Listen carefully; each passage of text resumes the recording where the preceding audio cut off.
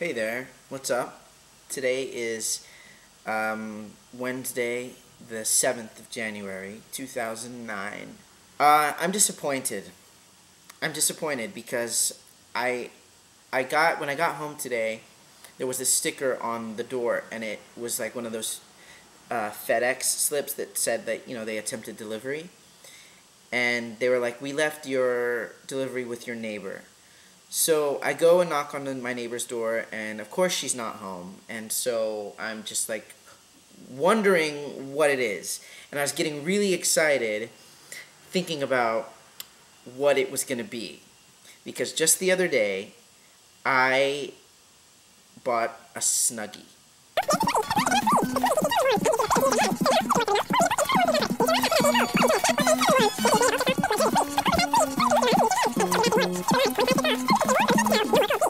It's a blanket with sleeves. It's a fleece blanket with like not just holes, but like things for your arms and like a collar, and it's like a blanket with sleeves. It's awesome. Don't feel stupid about it. I feigned shame, but I'm not really ashamed. I saw the infomercial. It spoke to me, and I bought one, and I'm getting another one free. They do tell you it's buy one, get one free, but I figured out how they get you. They charge you for shipping for both. So you are getting one essentially for free, but like it's not, whatever. I'm just excited that they're coming.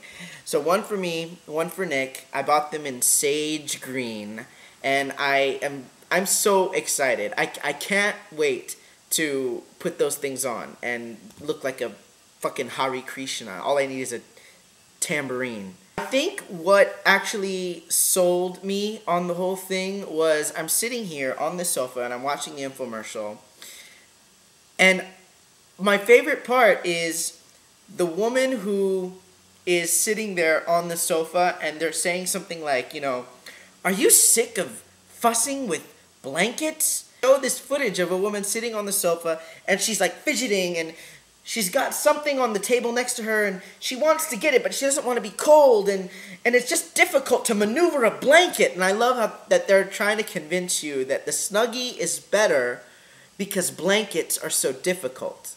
Blankets are okay, but they can slip and slide. And when you need to reach for something, your hands are trapped inside. I'm very, very excited, and Nick and I are totally going to match, and we'll form our own little monastery here in the apartment, or we can be backup singers for the polyphonic spree. So yeah, the Snuggies didn't come today. I'm very disappointed, but I'm hoping they'll arrive here soon. Today was a hard day, I'll just say. It was, I had a really bad headache starting around noon. My head was just like throbbing, and at first I thought it was because of this tooth I have, like way back up here. The other day I was eating a bowl of cereal, and I felt something like chip, and it was the tooth, and it's like way back, like I can't even see it in the mirror, but it was from way back there, a tiny little piece, and my jaw was just very sore for a few days after that. Anyway, my head was just hurting really bad today, and I came home and I took some aspirin, and I tried to take a nap, and it just wouldn't stop. And I think I realized it's actually a headache because I'm having soda withdrawal. Now, I mentioned before that I'm trying to drink more water and eat less junk, and for the last 3 days, all I've had is lemon water. Only thing I've had to drink. And just to test myself, I poured myself a little bit of temptation, and I had a little bit of soda, and instantly the headache went away.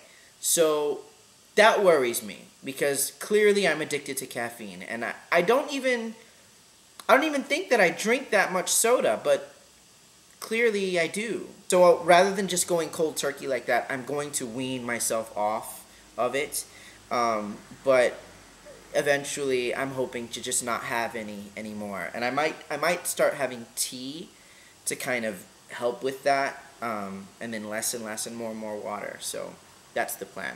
So a little while ago, I was watching this movie called The Magdalene Sisters, and I saw this movie years ago when it came out, but ironically, I was in the theater, And a tooth I had was bothering me, and I spent the whole time like obsessed with my tooth.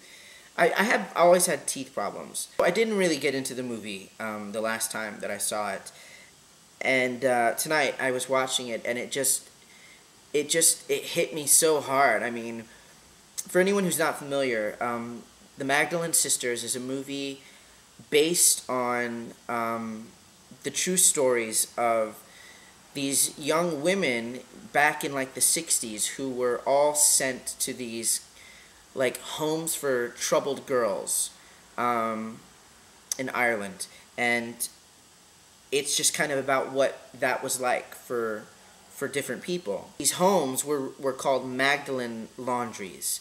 Magdalene because the girls who were sent there were like, you know, fallen girls, loose women at the time. Some of these girls were sent there because like they were flirting with a boy, or one girl was raped at a family gathering by like a cousin, and they sent her off. They like disowned her. Like, it was just crazy the way that, you know, these people thought, you know, these families and these men and their honor and Catholicism, and, you know, it's just stupid that this was like this for women. And I'm saying women, but they weren't women. They were girls, you know, 16 years old. Some were young girls who were there for 40 years. It was just crazy. And these places were less of a home and really more of like a prison, you know. And the conditions were horrible. A lot of these girls died from just being malnourished. There was a lot of abuse. And, you know, everybody knows about the Catholic priests back in the 60s who, you know, everyone just turned a blind eye to what they were doing. So a lot of them were taking advantage of these girls who were already, you know, there because of being taken advantage of, some of them. And in the movie, the nuns who run these asylums are horrible, horrible women. The head nun in particular, she was just a vicious, vicious bitch. It made me want to run out and punch a nun in the face and be like, how many girls are you chaining up in your basement? The crazy part is, this wasn't just like for a short time in the 60s. I think the very last Magdalene home was shut down in like the mid-90s. And they say that over 30,000 women across, you know, the span of these institutions, over 30,000 women were detained in them. Some of them died there. It's horrible. It's a really horrible thing. And seeing that movie, it was very powerful. So if anyone has seen it, let me know what your thoughts were on the movie. Anyway, I don't want to end this video on a downer note, so I will just say that I had a fantastic time on New Year's Eve with friends and with Nick, and I am very optimistic about this new year. I feel like this coming year is all about clarity and progress. I spent a whole lot of time in 2008 just happy, you know, just content. But I really wasn't moving in any direction, and I really wasn't like striving.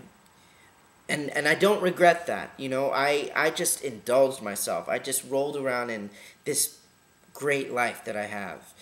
But now I want to become a little more attentive to my goals, what it is I actually want, and not just finding clarity on that, but making progress on them. So that's what I kind of see for myself this year, I hope. I don't think a year of change is really enough for me.